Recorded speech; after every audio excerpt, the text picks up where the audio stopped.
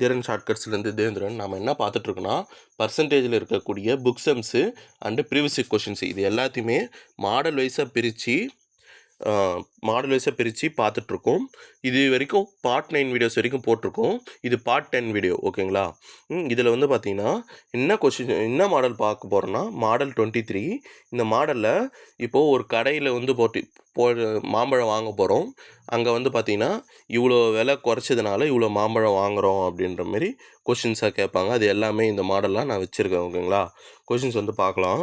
145th question பாருங்கள். மாம்பழத்தின் விலை வந்து பார்த்தோன்னா 20% அதிகரித்ததுனால ஒருத்தர் வந்து பார்த்தோன்னா 40 ரூபாய்க்கு 4 மாம்பழம் வந்து பார்த்தோன்னா குறைவாகத்தான் வாங்க முடியும் எனில் விலை ஏற்றத்துக்கு முன்னால் 15 மாம்பழங்களின் விலை என்னவாக இருக்கும் அப்படின்ட்டு கொஸ்டினை கேட்குறாங்க. ஒன்றும் இல்லை, ஒருத்தர் வந்து பார்த்தோன்னா 40 ரூபாய்க்கு மாம்பழம் வாங்கிறதுக்கு போகிறாராம். போகும்போது என்ன பண்ணிடுறாங்களாம், கடைக்காரன் வந்து பார்த்திங்கன்னா அவர் எவ்வளோ மாம்பழம் வாங்க போகிறாருன்னு சொல்லவே இல்லை.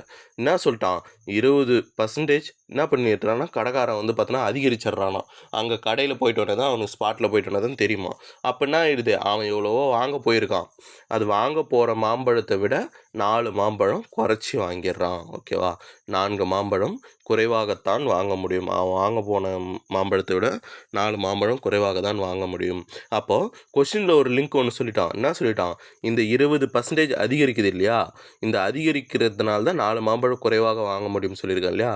அப்போ இந்த அதிகரித்தோடைய விலை தான் இந்த 4 மாம்பழத்தோடைய விலை, ஓகேவா? அதை மட்டும் நல்லா ஞாபகம் வச்சுங்க.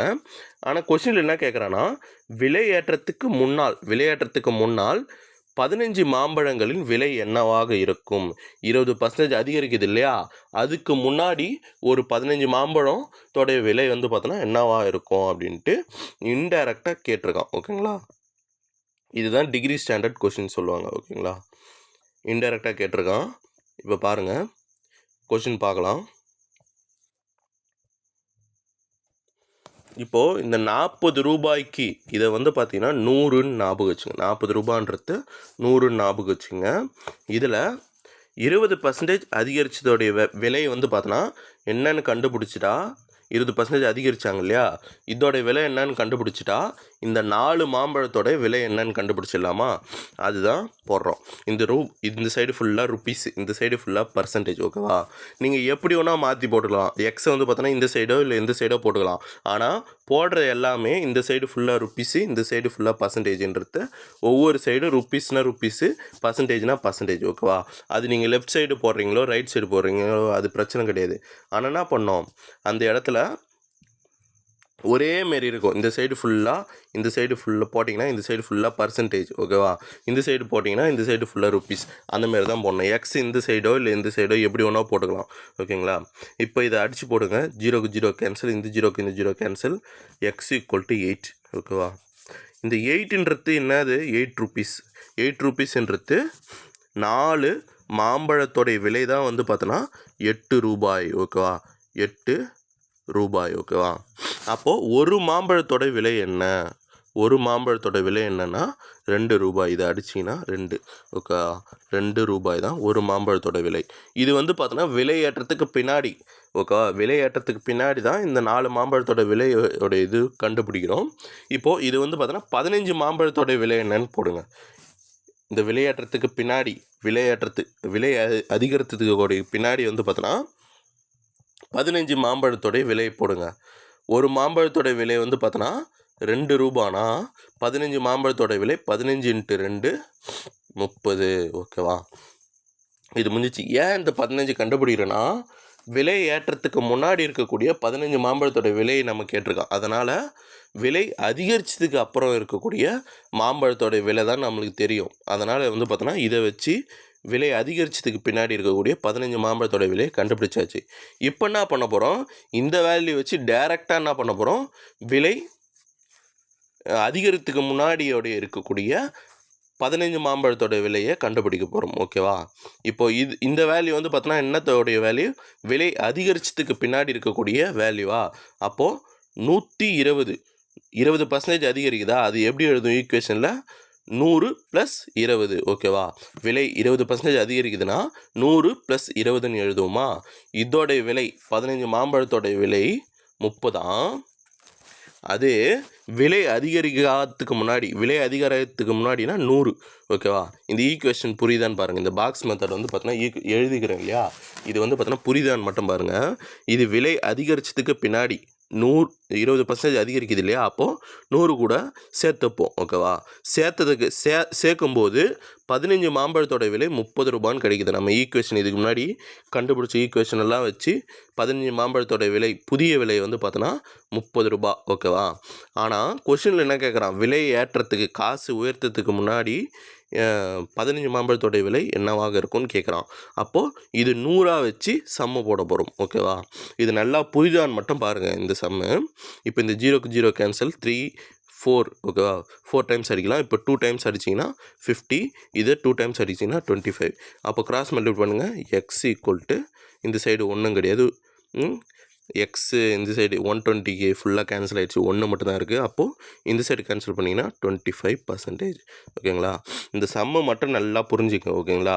ஒருத்தர் கடைக்கு வந்து பார்த்தோன்னா 40 ரூபாய்க்கு ஏதோ ஒன்று வாங்குறதுக்கு போகிறாரு.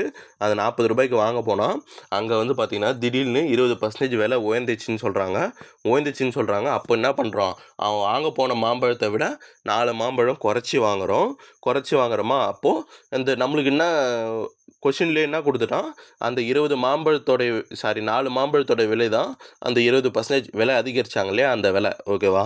அதை வச்சு நம்ம என்ன பண்ண போகிறோம், புதிய விலை, ஒரு மாம்பழத்தோடைய புதிய விலையை கண்டுபிடிச்சிடுறோம்.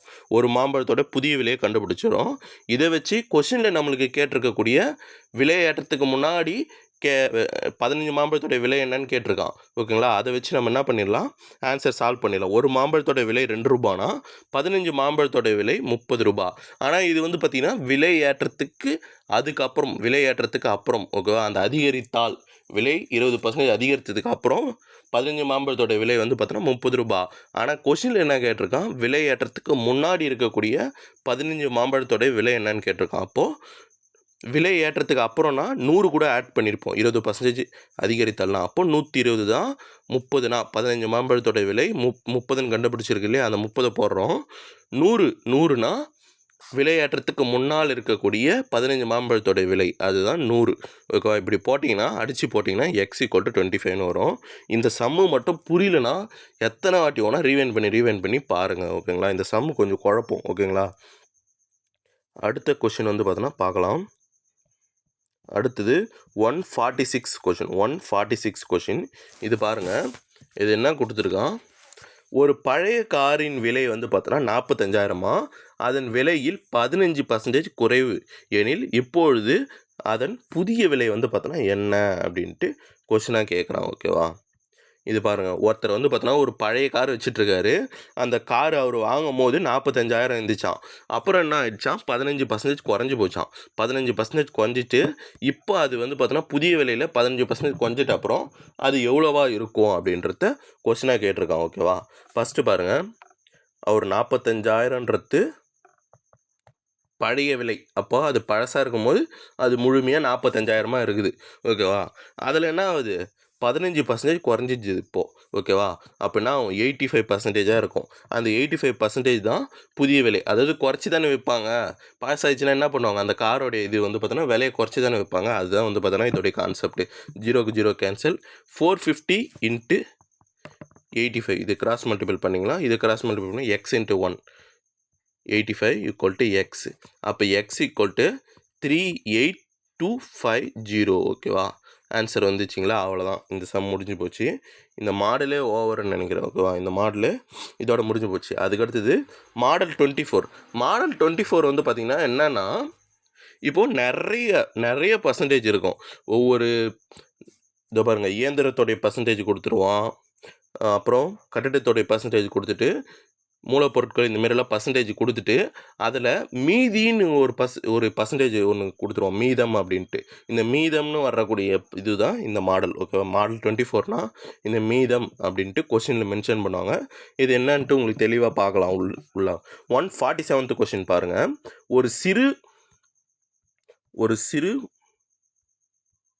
ஒரு சிறு முதலீட்டு தொழிற்சாலையின் முதலாளி மொத்த தொகையில் 40% இயந்திரத்துக்காக செலவு பண்ணுறார். ஒரு ஒரு தொழிற்சாலை இருக்குது, சிறிய முதலீட்டு தொழிற்சாலை. அது வந்து பார்த்தோன்னா இயந்திரத்து பொருளுக்காக அவர் வந்து பார்த்தோன்னா எவ்வளோ இன்வெஸ்ட் பண்ணுறாராம், இயந்திர பொருட்காக அவர் வந்து பார்த்தோன்னா எவ்வளோ இன்வெஸ்ட் பண்ணுறாராம், 40% இன்வெஸ்ட் பண்ணுறாராம்.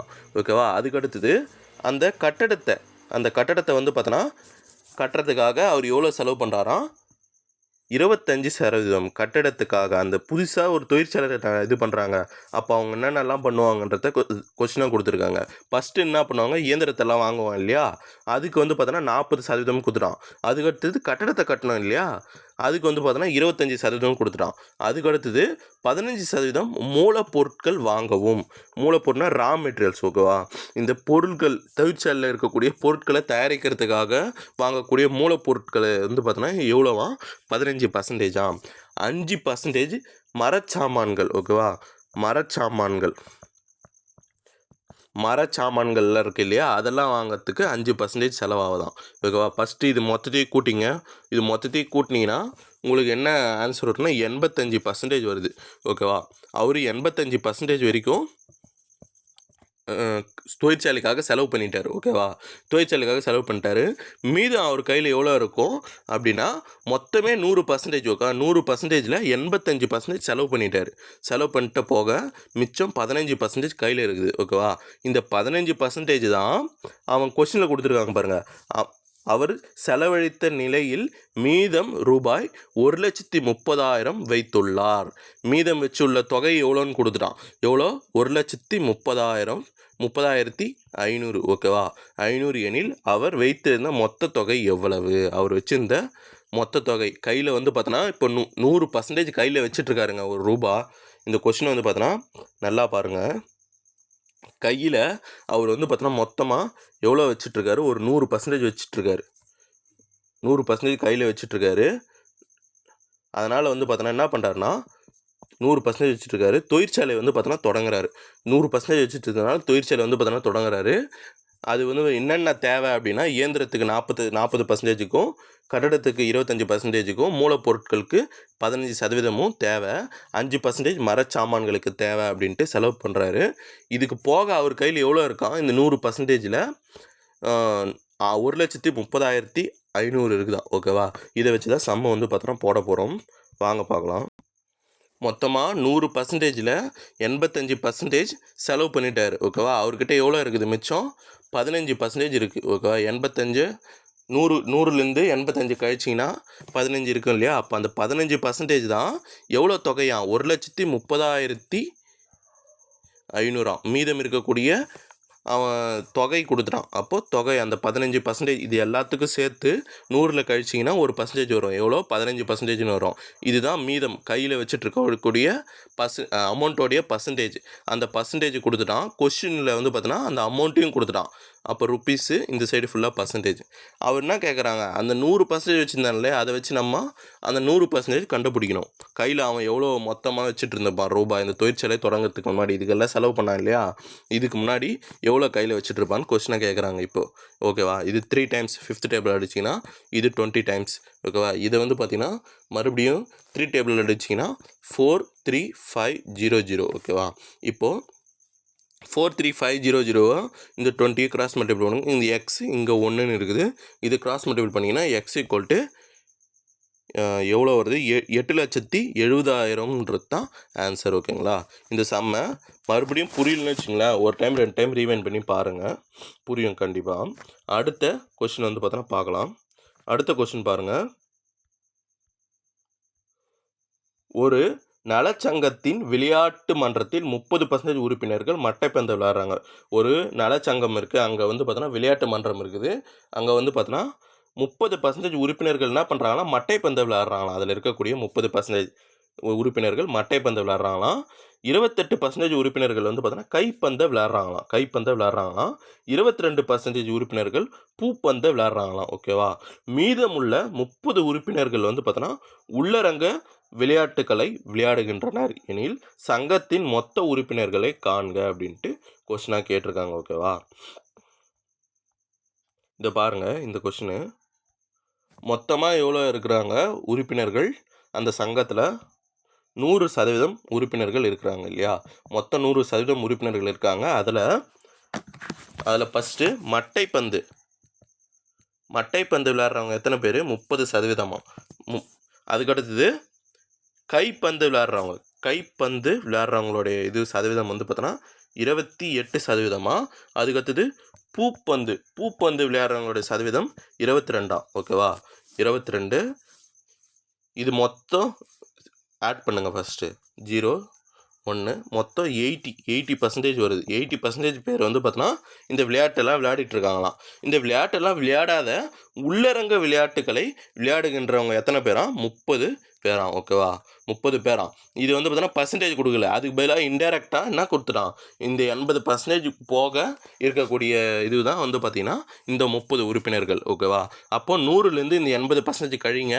100 - 80 என்ன வருது? 20%ன்னு வருது இல்லையா? இந்த 20% தான் இந்த 30 உறுப்பினர்களுடைய எண்ணிக்கை. ஓகேவா? இந்த கால்குலேஷன் புரியுதான்னு பாருங்கள். இந்த மொத்தமாக 100% இருக்குதுங்க. 100% ஆட்கள் இருக்கிறாங்க. அந்த உறுப்பினர்களில் மொத்தமாக 100% வச்சிங்கன்னா அதில் மட்டைப்பந்து விளையாடுறவங்க 30%, கைப்பந்து விளையாடுறவங்க 28%, பூப்பந்து விளையாடுறவங்க 22%. இது மொத்தமாக கால்குலேட் பண்ணால் 80%. இது தவிர்த்து மீதம் எவ்வளோ இருக்குதுன்னா 20% மீதம் இருக்குது. இந்த 20% தான் மீதமுள்ள 30 உறுப்பினர்கள் என்ன பண்ணுறாங்கன்னா உள்ளரங்க விளையாட்டுகளை விளையாடுறாங்களாம். இதுக்கு போக இருக்கக்கூடிய அந்த 20% என்ன பண்ணுறாங்க? உள்ளரங்க விளையாட்டுகளை விளையாடுறாங்க. அவங்களுடைய உறுப்பினர்களுடைய எண்ணிக்கை எவ்வளோ கொடுத்துட்டான்? 30ன்னு கொடுத்துட்டான். ஓகேவா? அந்த 30 தான் 20%ன்னு வச்சுக்கிறோம். இப்போ என்ன பண்ணுறோம்? எனில் சங்கத்தின் மொத்த உறுப்பினர்கள், அப்போ 100 சங்கத்தோடைய உறுப்பினர்கள் 100. இந்த சைடெல்லாம் பர்சன்டேஜ், இந்த சைடெல்லாம் உறுப்பினர்களோட எண்ணிக்கை. ஓகேவா? இப்போ 0க்கு 0 கேன்சல். இந்த 2 டேபிள் அடிச்சுன்னா 5 டைம்ஸு 5 3s are 15 மொத்தம். அப்படின்னா வந்து x = 150ன்றது தான் ஆன்சர். 5 × 30. ஓகேவா? மல்டிபிள் பண்ணால் 150ன்றது ஆன்சர். இந்த மாடல் புரியலனா ஒரு டைமுக்கு 2 டைம் வந்து பார்த்தோன்னா ரீவைண்ட் பண்ணி பாருங்கள், கண்டிப்பாக புரியும். அடுத்த இது வந்து பார்த்தோன்னா பார்க்கலாம். அடுத்து மாடல் வந்து பார்த்தீங்கன்னா 25. மாடல் 25 வந்து பார்த்தீங்கன்னா மாடல் 25 என்னான்ட்டு கொஸ்டினாக பாருங்கள். இது ஒரே கொஸ்டின் தான் இருக்குது இந்த மாடலில். இது கொஸ்டினில் பார்த்துடலாம். இரு எண்களின் கூடுதல் 2490. ஓகேவா? 2 எண்கள் இருக்குது, அது என்னன்னு தெரியாது. அப்போது எக்ஸ் ஒய்னு வச்சுக்கலாம். இதோடைய கூடுதல் வந்து பார்த்திங்கன்னா எவ்வளோவா? 2490. ஓகேவா? இது கொடுத்தாச்சு.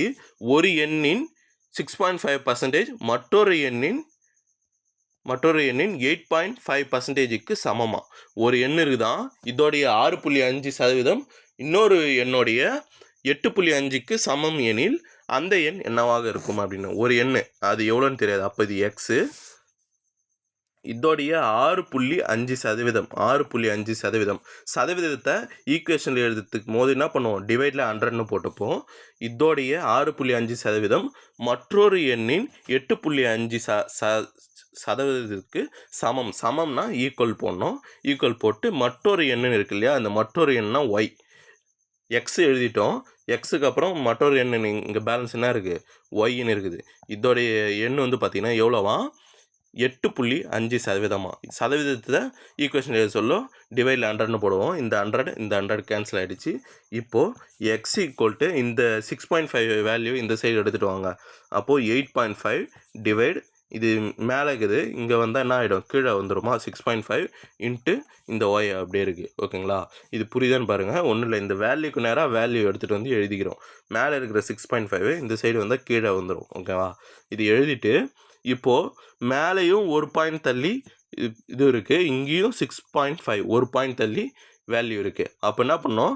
இது எதுவுமே இந்த பாயிண்ட்டை வந்து பார்த்தோன்னா கன்சிடரே பண்ண தேவையில்லை. இந்தமாரி ஈக்குவலாக இருந்துச்சுன்னு வச்சுங்களேன், அந்த பாயிண்ட்டை வந்து பார்த்தோன்னா உள்ளே வந்து எங்கேயுமே கன்சிடர் பண்ணவே தேவையில்ல. அப்படியே ஸ்ட்ரெயிட்டாக இந்த பாயிண்ட் இல்லாத மாரி நம்ம கன்சிடர் பண்ணிக்கணும். ஓகேங்களா? இப்போ இதை அடிச்சிங்கன்னா 5th டேபிள் அடிச்சிங்கன்னா 17 டைம்ஸு, இது 13 டைம்ஸு. அப்போ எக்ஸ் = 17/13 ஒய் தான் வந்து பார்த்திங்கன்னா இந்த ஈக்குவேஷன் வச்சு நம்ம கண்டுபிடிச்சிக்கிறோம் ஒரு வேல்யூ. இப்போது இந்த ஈக்குவேஷன் 1 இது ஈக்குவேஷன் 2. இந்த 1யும் 2வையும் எடுத்துகிட்டு வந்து சப்ஸ்டியூட் பண்ண போகிறோம். ஓகேவா? அடுத்த புது பேஜில் பார்க்கலாம். இந்த பாருங்கள், ஈக்குவேஷன் 2 எடுத்துகிட்டு வந்து 1ல் சப்ஸ்டியூட் பண்ண போகிறோம். இப்போ இந்த எக்ஸுக்கு பதிலாக இந்த 17/13 இந்த இடத்துல சப்ஸ்டியூட் பண்ண போகிறோம். 17 இந்த இடத்துல எக்ஸ்ன்னு இருக்குது இல்லை, இதுக்கு பதிலாக இந்த வேல்யூ சப்ஸ்டிட் பண்ண போகிறோம். 17/13 into y plus y equal to 2490. ஓகேவா? இப்போ பாருங்கள், இந்த 13 இது எல்சிஎம் எடுத்தால் என்ன ஆகும்? 17 ஒய் ப்ளஸ் என்ன வரும்? 13 ஒய் பை 13. ஒன்றும் இல்லை, இது கிராஸ் மல்டிபிள் ஆகிடும். ஓகே, இது கூட கிராஸ் மல்டிபிள் ஆகிடும். எல்சிஎம் எடுத்தால் டிவைடில் 13. ஓகேவா? 13 அப்படியே இருக்கும். ஓகேங்களா? இதெல்லாம் எல்சிஎம் பார்க்க சொல்ல தெளிவாக பார்க்கலாம். எல்சிஎம் எடுக்கிறது ஒன்றும் இல்லை, இப்போ இந்த சைடு ஒரு வேல்யூ இருக்குது, இந்த சைடு அந்த வேல்யூ இல்லைனா இது கூட கிராஸ் மல்டிபிள் பண்ணிக்கணும். ஓகேங்களா? கிராஸ் மல்டிபிள் பண்ணிவிட்டு 2490 அப்படியே எழுதிக்கிட்டு இப்போ மேலே இருக்கிறது எல்லாத்தையும் கூட்டுங்க. மேலே இருக்கிறது எல்லாத்தையும் கூட்டிங்கன்னா என்ன வருது? 30 ஒய்ன்னு வருதா? 30 ஒய்ன்னு வருது. டிவைட் 13 ஈக்குவல் டு 2490 அப்படின்ட்டு வருது. இப்போது இது எல்லாத்தையும் அடிச்சிங்கன்னா 0க்கு 0 கேன்சல். தேர்ட் டேபிள் அடிச்சிங்கன்னா என்ன தரும்? 83 டைம்ஸ். ஓகேவா? 83 டைம்ஸ். அப்போ ஒய் ஈக்குவல் டு இதை வந்து பார்த்தோன்னா இந்த சைடு எடுத்துகிட்டு போனால் 83 × 13. ஓகேவா? 83 × 13. ஓகேவா? இந்த 0க்கு 0 கேன்சல் பண்ணுறோம். 30 இருக்குது இல்லையா, அதில் இருக்கக்கூடிய 0க்கு 0 கேன்சல் பண்ணிடுறோம். தேர்ட் டேபிள் அடிச்சிங்கன்னா 83. ஓகே, 249 இருக்குல்ல, இதை வந்து பார்த்தோன்னா தேர்ட் டேபிள் அடிச்சிங்கன்னா 83ன்னு வரும். இப்போ 83 × இந்த 13 கீழே இருக்கிறது மேலே போகுது. அப்போது ஒய் ஈக்குவல் டு 83 = 13. இதை வந்து பார்த்தோன்னா சால்வ் பண்ணி போட்டிங்கன்னா என்ன வரும்னா ஒய் ஈக்குவல் டு 1079 வரும். ஓகே, 1079 வரும். அதுக்கப்புறம் ஈக்குவேஷன் 1 வந்து பார்த்தோன்னா நம்ம என்ன பண்ணோம்? X plus y equal to 2490 கொடுத்தோம் இல்லையா, இதை வச்சு தான் வந்து பார்த்தோன்னா எக்ஸோடைய வேல்யூ வந்து பார்த்தோன்னா கண்டுபிடிக்க போகிறோம். இதில் ஒய்யோட வேல்யூ வந்து பார்த்தோன்னா கண்டுபிடிச்சிடும். இந்த ஒய்யோட வேல்யூ இதில் எடுத்துன்னு போய் சப்ஸ்டிட் பண்ணி என்ன பண்ண போகிறோம்? எக்ஸோட வேல்யூ என்னான்ட்டு கண்டுபிடிக்க போகிறோம். இப்போ எக்ஸ் அப்படியே வச்சுங்க, எக்ஸு தெரியாது. ஒய் வந்து பார்த்தோன்னா நம்ம கண்டுபிடிச்சிட்டோம். எவ்வளோ? 1079. ஓகேவா? இப்போ அதை அப்படியே சப்ஸ்டிட் பண்ணுறோம். ஓகேவா? சப்ஸ்டிட் பண்ணால் எக்ஸு இந்த வேல்யூ வந்து பார்த்தோன்னா இந்த சைடு எடுத்துகிட்டு போனால் என்ன ஆகிடும்? மைனஸ் ஆகிடும். 2490 மைனஸ் 1079. ஓகேவா? அப்போ எக்ஸ் ஈக்குவல் டு என்ன வரும்? 1411. ஓகேவா? இது ரெண்டுத்தையும் கழிச்சு போட்டிங்கன்னா 1411. ஒய் வந்து பார்த்தோன்னா 1079. ஆப்ஷன் டி தான் வந்து பார்த்தீங்கன்னா ஆன்சர். ஓகேங்களா? இந்த மாடல் வந்து பார்த்தோன்னா ஒன்று தான் கொடுத்துருக்காங்க, இது போட்டுங்க. அடுத்தது மாடல் 26. இது இந்த மாடல் வந்து பார்த்தோன்னா சிமிலியர் மாடல். இதுக்கு முன்னாடி 24 மாடல் பார்த்தேன் இல்லையா, அதோடைய சிமிலர் மாடல் இது. ஓகேவா? இதை பார்த்தலாம். 20% விலை உயர்வுக்கு பின் 1 கிலோ உளுத்தப்பருப்பின் விலை வந்து பார்த்தோன்னா 96 ரூபாயாம். அதாவது ஃபஸ்ட்டு ஒரு விலை ஒரிஜினல் வேல்யூ இருக்குது, 100% இருக்குது. இதுக்கப்புறம் 120. ஓகேவா? அதாவது 20% விலை உயருதுன்னா 100 கூட 20 ஆட் பண்ணிப்போம் இல்லையா, அப்போ 120. இதோடைய விலை வந்து பார்த்தோன்னா உளுந்தப்பருப்பின் விலை எவ்வளோவா? இல்லை, இது ஈக்குவேஷன் ஃபஸ்ட்டு கொஸ்டின் நல்லா தெளிவாக பார்த்துடலாம். 20% விலை அதிகரிக்கும் போது 1 கிலோ உளுந்தம்பருப்பின் விலை வந்து பார்த்தோன்னா 96 ரூபாயாம். விலை வந்து பார்த்தோன்னா 20% அதிகரிக்குதான். அப்போ வந்து பார்த்தோன்னா 1 கிலோ உளுந்தம்பருப்பின் விலை வந்து பார்த்தோன்னா 96 ரூபாயாம். ஓகேவா? ஒரு கிலோ உளுந்தம்பருப்பின் அசல் விலை என்னன்னு கேட்குறான். விலை ஏறுறதுக்கு முன்னாடி 1 கிலோ உளுந்தம்பருப்பின் விலை என்ன அப்படின்ட்டு கேட்குறான். ஓகேவா? நல்லா கொஷின் புரியுதா? 20% விலை அதிகரிக்குதுங்க கடையில் வந்து பார்த்தோன்னா 20% விலை அதிகரிக்குது. அந்த அதிகரிக்கும் போது என்னவா? 1 கிலோ உளுந்தம்பருப்பின் விலை அதிகரிப்பின் விலை வந்து பார்த்தோன்னா 1 கிலோ உளுந்தம்பருப்பின் விலை 96. ஓகேவா? ஆனால் கொஷினில் அது கேட்கல. விலை அதிகரிக்கிறதுக்கு முன்னாடி 100ன்னு இருக்கு இல்லையா, இதோடைய இது வந்து பார்த்தோன்னா எவ்வளவு 1 கிலோ உளுந்தம்பருப்பின் விலை என்ன அப்படின்ட்டு கேட்குறான் ஈக்குவேஷன். இதுக்கு முன்னாடியே நம்ம அந்த ஈக்குவேஷன் எப்படி எழுதுதுன்னு பார்த்துருக்கோம். இதை வந்து பார்த்தோன்னா கொஸ்டினாக பாருங்கள். 100 தான் ஒரிஜினல் வேல்யூ. ஓகேவா? அதில் 20% விலை உயர்வு அப்படின்னா என்ன பண்ணுவோம்? 120%ன்னு போடும். இந்த சைடு ஃபுல்லாக பர்சன்டேஜ். ஓகேவா? 120% போது 1 கிலோ உளுந்தம்பருப்பின் விலை என்ன? 96. ஓகேவா? அப்போது இந்த 1 கிலோ உளுந்தம்பருப்பின் விலை தான் இங்கே போட போகிறோம். 120% எவ்வளோ? 1 கிலோ உளுந்தம்பருப்பின் விலை 96. ஓகேவா? அதே விலை அதிகரிக்கிறதுக்கு முன்னாடி, ஓகே, அப்போது 100% விலை அதிகரிக்கிறதுக்கு முன்னாடினா 100%. 1 கிலோ உளுந்தம்பருப்பின் விலை என்ன அப்படின்னா இங்கே எக்ஸு.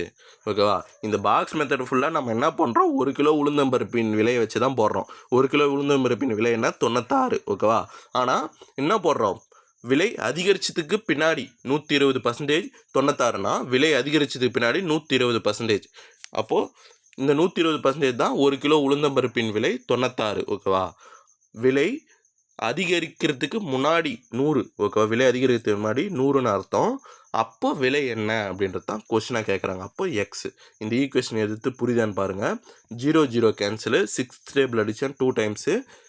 6 டேபிள் அடித்தா 2 டைம்ஸ். 6 1s are 6, 6 6 are 36. இது 2 டேபிள் அடிச்சிங்கன்னா 8 டைம்ஸு. 8 × 10 கிராஸ் மல்டிப்ளை பண்ண 80. எக்ஸ் ஈக்குவல் டு 80ன்றது தான் ஆன்சர். கொஷின் வந்து தெளிவாக புரிஞ்சுங்க. ஓகேங்களா? இந்த பாக்ஸ் மெத்தட்லேயே நம்ம என்ன எழுத போகிறோம், 1 கிலோ உளுந்தம்பருப்பின் விலையை தான் எழுத போகிறோம். 1 கிலோ உளுந்தம்பருப்பின் விலை தான் எழுத போகிறோம். ஆனால் 2 பாகமாக எழுதுகிறோம். ஒரு பாகம் வந்து பார்த்தோன்னா என்ன பாகம், விலை அதிகரிச்சதுக்கு அப்புறம் எவ்வளோ பர்சன்டேஜ், விலை அதிகரிக்காததுக்கு முன்னாடி எவ்வளோ பர்சன்டேஜ், இது 2 மட்டும் ஞாபகம் வச்சுங்க. இது பாக்ஸ் மெத்தட் ஃபுல்லாமே என்ன பண்ண போகிறோம், 1 கிலோ உளுந்தம்பருப்பின் விலை தான் கண்டுபிடிக்க போகிறோம். 1 கிலோ உளுந்தம்பருப்பின் விலை வந்து பார்த்தோன்னா விலை அதிகரிச்சதுக்கு அப்புறம் அவன் எவ்வளோன்னு கொடுத்துட்டான், கொஷினில் கொடுத்துட்டான். ஆனால் விலை அதிகரிக்கிறதுக்கு முன்னாடி இந்த கொஷினை வந்து பார்த்தோன்னா கேட்டிருக்கான். இதை வந்து பார்த்தோன்னா அந்த பாக்ஸ் மெத்தடில் இந்த 120% அப்படின்றத போட்டு அதிகரிப்பின் இதுன்ட்டு போட்டு சதவீதத்தின்னு போட்டு நம்ம ஈஸியாக கண்டுபிடிச்சிருவோம். ஓகேவா? இதையும் புரியலன்னா 2 டைம் பாருங்கள், கண்டிப்பாக புரியும். ஓகே, 151. இந்த வீடியோ வந்து பார்த்தீங்கன்னா லைக் பண்ணிட்டு சப்ஸ்கிரைப் பண்ணிட்டு வீடியோ பாருங்கள். ஓகேங்களா?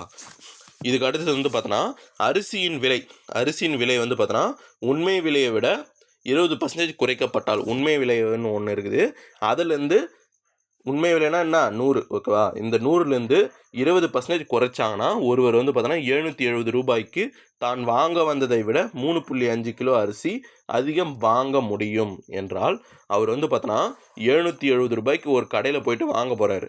அங்கே போனவுடனே என்ன சொல்லிடுறான், இதுக்கு முன்னாடி எல்லாம் இந்த 24th மாடல் பார்த்தீங்களா, சேம் மாடலுங்க. இது 26, 24 and 26 வந்து பார்த்தோன்னா சேம் மாடல். ஓகேவா? வெவ்வேறு கிடையாது, சேம் மாடல்னு வச்சுங்க. ஓகேங்களா? நான் அது வந்து பார்த்தீங்கன்னா பார்க்காத நான் பிரிச்சுட்டேன். நீங்கள் 2மே ஒரே மாடல் தான். நீங்கள் கண்டினியூவாக எழுதிங்க. 26 and 24 வந்து பார்த்தீங்கன்னா சேம் மாடல்னு எழுதிங்க. ஓகேங்களா? ஒரு அரிசியோட விலை வந்து பார்த்தோன்னா எவ்வளோன்னு தெரியாது, உண்மை விலை எவ்வளோன்னு தெரியாது. அந்த விலையை விட கடையில் வந்து பார்த்தோன்னா 770 ரூபாய்க்கு ஒரு பொருளை வாங்கிறதுக்கு போகிறாங்க கடையில். என்ன பண்ணிட்டான் அவன் வந்து வாங்க போகிறதுக்கு போது 20% அந்த பொருளுடைய விலை வந்து பார்த்தோன்னா குறைஞ்சிருக்குதுப்பா அப்படின்ட்டு சொல்கிறான். ஓகேவா? இப்போ வந்து நம்ம ஆப்பிளோ ஏதோ ஒன்று வாங்க போகிறோன்னு வச்சுங்க, 770 ரூபாய்க்கு வாங்க போகிறோம். அவன் என்ன சொல்லிடுறான், அங்கே போய் கடையில் போயிட்டு இவ்வளோ ரூபாய் குறைஞ்சிக்குதுப்பா அப்படின்ட்டு, இந்த பொருள் வந்து பார்த்தோன்னா 20% குறைஞ்சிக்குதுப்பா அப்படின்னு சொன்ன உடனே என்ன பண்ணிடுறோம், சரி ரூபாய் வந்து பார்த்தோன்னா நம்மக்கிட்ட அதிகமாக இருக்குது, அப்போ என்ன பண்ணுவோம், எக்ஸ்ட்ரா அதிகமாக ஆப்பிள் வந்து வாங்கும் இல்லையா, அதுதான் கான்செப்ட்டு இதில். 770 ரூபாய்க்கு ஒரு பொருளை வாங்க போகிறாங்க. அங்கே போனோடனே 20% குறைஞ்சிருக்குதுப்பா அப்படின்னு சொன்னோடனே என்ன பண்ணிடுறாங்க, 3.5 கிலோ அரிசி வந்து பார்த்தோன்னா எக்ஸ்ட்ரா வாங்கிடுறாங்க. ஓகேவா? அப்போது 70% குறைஞ்சிருக்குதுன்னா என்ன பண்ணுவோம், 100லேருந்து கழிச்சு போடுவோம். குறைக்கப்பட்டால்னா 100லேருந்து கழிச்சு போட்டால் 80%. ஓகேவா? இந்த 80% தான் இந்த 3.5 கிலோ அரிசியோடைய விலை. ஓகேவா? சரி, இந்த 20% குறைஞ்சிருக்குது இல்லையா, இந்த 20% குறைஞ்சிருக்குது இல்லையா, இந்த 80% போட தேவையில்ல, 20%னே போடு. இந்த 20% குறைஞ்சிருக்குது இல்லையா, இந்த 20% குறைஞ்சிருக்குது இல்லையா, இதோடைய விலை தான் இந்த 3.5 கிலோ அரிசியோடைய விலை. ஓகேவா? இப்போ இதை வச்சு பாக்ஸ் மெத்தட் அப்படியே கிரியேட் பண்ணுங்கள். 20% குறைஞ்சிருக்குது இல்லையா, இந்த குறைஞ்சிருக்கிறதோடைய விலை தான் இந்த 3.5 கிலோ அரிசியோடைய விலை. 3.5 கிலோ அரிசியோடைய விலை போட்டான். ஆனால் கொஷினில் என்ன கேட்குறான், 1 கிலோ அரிசியின் உண்மை விலை என்ன அப்படின்ட்டு கேட்குறான். 1 கிலோ அரிசியின் உண்மை விலை என்ன அப்படின்ட்டு கொஸ்டினாக இது வந்து பார்த்திங்கன்னா விலை குறைஞ்சதுக்கு அப்புறத்தோடைய பர்சன்டேஜ். ஓகே, விலை குறைஞ்சதுக்கு அப்புறம் பர்சன்டேஜ் 20% குறைஞ்சா எவ்வளோ வாங்க முடியும், 3.5 கிலோ அரிசி வாங்க முடியும். அப்போது விலை வந்து பார்த்தோன்னா 100, இந்த 20% 20% குறைஞ்சா 3.6 இது வாங்க முடியும். இதில் மொத்தமாக அவன் எவ்வளோ வாங்கியிருப்பான் அப்படின்னு கண்டுபிடிங்க. புதுசாக வந்து பார்த்தோன்னா மொத்தமாக அவன் விலை குறைஞ்சதுக்கப்புறம் எவ்வளோ வாங்கியிருப்பானா, அதுதான் 100. அப்போ இதை 0 0 அடித்து போடுங்க. இந்தமாரி பாயிண்ட் இங்கே இருந்துச்சுன்னு வச்சிங்களேன், என்ன பண்ணுங்கள், இங்கே 0 ஒன்று சேர்த்துங்க. ஓகேங்களா? அப்போது 2 0க்கு 2 0 கேன்சல். இந்த 2 டேபிள் அடிச்சிங்கன்னா 35 அடிச்சிங்கன்னா 17.5 ஓகேங்களா. உங்களுக்கு புரியுதா? ஒரு டிஜிட் தள்ளி பாயிண்ட் இருந்துச்சுன்னு வச்சுங்களேன், இந்த சைடு ஒரு 0 எல் மெத்தடில் ஓகேவா. நான் இது பார்ட் 2லேயோ பார்ட் 1லேயோ வந்து பார்த்தோன்னா இது தெளிவாக சொல்லியிருக்கேன் ஓகேங்களா. அதை பார்த்துட்டு வந்துட்டு இது பார்த்தீங்கன்னா உங்களுக்கு புரியும் ஓகேவா. இந்தமாரி பாக்ஸ் மெத்தடில் இந்த சைடு பாயிண்ட்டுன்னு ஒன்று இருந்துச்சுன்னு வச்சுங்களேன், இங்கேயோ அல்லது இங்கேயோ ஒரு 0 சேர்த்துக்கணும். அந்தமாரி சேர்த்துக்கிட்ட அப்புறம் இந்த 2 0க்கு 2 0 கேன்சல் ஆகிடுச்சு ஓகேங்களா. அப்போது இங்கே 2 டேபிள் இருக்குது. இந்த 2 டேபிள் ஆகிடுச்சுன்னா 17.5 எக்ஸ் ஈக்குவல் டு 17.5. இந்த 17.5ன்றது எப்போனா அவன் கடைக்காரங்கிட்ட வந்து 770 ரூபாய்க்கு ஒரு பொருளை வாங்க போகிறான். வாங்க போகும்போது அவன் என்ன சொல்லிடுறான், 20% குறைஞ்சிருக்குதுப்பா அப்படின்னு சொல்கிறான் இல்லையா. குறைஞ்சிதுன்னு சொல்லிட்டு அப்புறம் இவர் வாங்கக்கூடிய மொத்த கிலோ அரிசியின் விலை எவ்வளோ? 17.5 ஓகேவா. ஆனால் கொஷின் வந்து பார்த்தோன்னா அவன் அதை கேட்கல, 1 கிலோ அரிசியின் உண்மை விலையே கேட்டிருக்கான். உண்மை விலைன்னா என்ன, அவன் ஃபஸ்ட்டு வாங்க வந்திருப்பான் இல்லையா, அதில் வந்து பார்த்தோன்னா அது கூட மொத்த விலையை கேட்கல, அதில் 1 கிலோ அரிசியின் விலை என்னன்னு கேட்டிருக்கான் ஓகேவா. ஃபஸ்ட்டு விலை குறைஞ்சதுக்கப்புறம் 17.5ன்னு வாங்குறோமா. ஆனால் ஃபஸ்ட்டு நம்ம எவ்வளோ வாங்க வந்திருப்போம் அதை கண்டுபிடிக்கணும்னா விலை குறைஞ்சதுக்கப்புறம் நம்ம எவ்வளோ வாங்குகிறோம், எக்ஸ்ட்ரா 3.5 நம்ம அதிகமாக வாங்குறோம் இல்லையா. இதை கழிச்சா நம்ம என்ன பண்ணிடுவோம், ஃபஸ்ட்டு நம்ம எவ்வளோ வாங்க வந்திருக்கோன்னு கண்டுபிடிச்சிடும் இல்லையா. இது கழிச்சிங்கன்னா 14 கிலோன்னு வரும் ஓகேவா. இந்த இது புரியுதுங்களா, எழுதுறது புரியுதுங்களா. 17.5ன்றது புதுசாக விலை குறைச்சதுக்கப்புறம் வாங்குறது.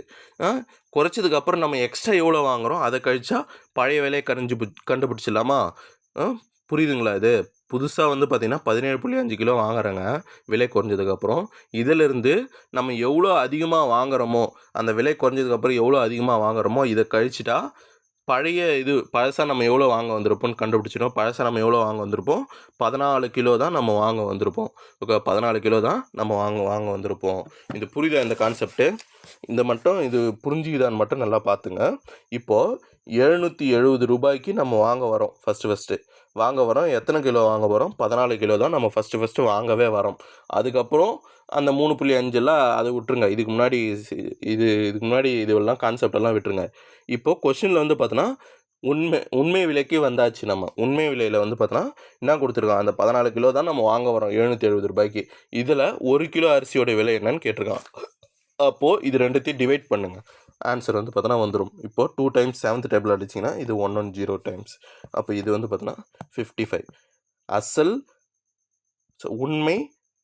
உண்மை விலை ஓகே. அரிசியின் உண்மை விலை வந்து பார்த்தோன்னா எவ்வளவு, 1 கிலோ அரிசியின் உண்மை விலை வந்து பார்த்தோன்னா 55 தான். புரியுதுங்களா. நல்லா சம்மை வந்து நோட் பண்ணிங்க. ஒன்றும் இல்லை, 770 ரூபாய்க்கு வாங்க போகிறான் பொருளை. இதை வந்து பார்த்தோன்னா 20% குறைக்கிறதுனால ஒரு அமௌண்ட்டு கிடைக்குது. இந்த அமௌண்ட்டு வச்சு நம்ம என்ன பண்ணிடலாம், அவன் விலை குறைக்கும் போது எவ்வளோ வந்து பார்த்தோன்னா முழுசாக கையில் வாங்கியிருப்பான், எத்தனை கிலோ அரிசி வந்து பார்த்தோன்னா முழுசாக வாங்கியிருப்பான்னு கண்டுபிடிச்சிடலாம். இதுலேருந்து இந்த விலை குறைக்கப்பட்டால் அப்படின்ற போது நம்ம இவ்வளோ சதவீதம், இவ்வளோ 3.5 கிலோ அரிசி அதிகமாக வாங்கினாங்கன்னு கண்டுபிடிச்சோம் இல்லையா. இதை நம்ம கழிச்சா என்ன பண்ணிடலாம், எவ்வளோ ஃபஸ்ட்டு நம்ம எவ்வளோ வாங்க வந்திருப்போன்றத கண்டுபிடிச்சிடலாம்.